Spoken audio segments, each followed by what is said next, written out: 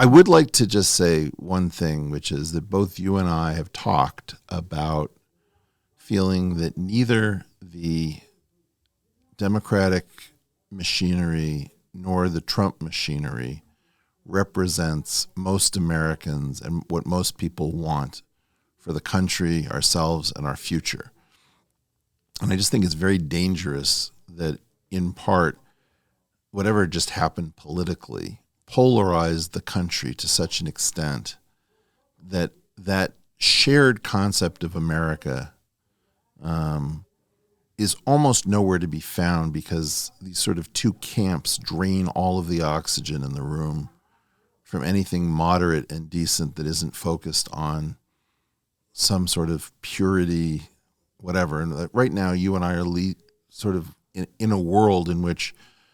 the podcasting thing that we both do is playing an outsized role, very helpful for correcting the systemic distortions of mainstream and legacy media, but incredibly dangerous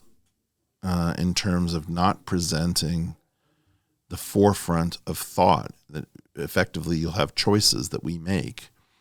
And, one of the things that I see and you see is that we know tons of people who are super interesting that aren't on the podcast circuit, with points of view that if they were on the podcast circuit, might change the world. But by virtue of the fact that you see the same people interviewed over and over again and on the same topics,